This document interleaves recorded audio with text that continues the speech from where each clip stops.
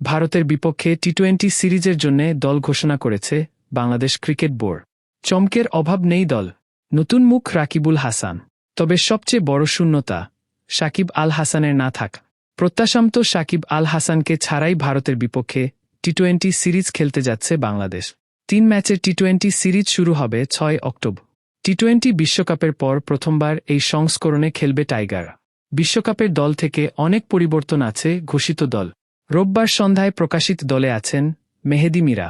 প্রায় 1-4 মাস পর বাংলাদেশের টি-20তে ফিরেছেন তিনি। সাকিবের অনুপস্থিতি কপাল খুলে দিয়েছে তা। এদিকে বছরখানেক পর ফের ডাক পেয়েছেন পারভেজ ইম। দলে নতুন মুখ রাকিবুল হাসান।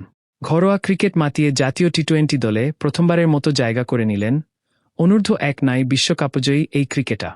পারভেজ ইমনদের প্রত্যাবর্তনের দিনে বাদ পড়েছেন সৌম্য সরকার ও তাইজুল ইসলাম। তবে জায়গা ধরে রেখেছেন মাহমুদুল্লাহ রিয়াদ ও জাকের আলী অনি। লিটন, তানজিদ, হৃদয়রাও আছেন যথারীতি।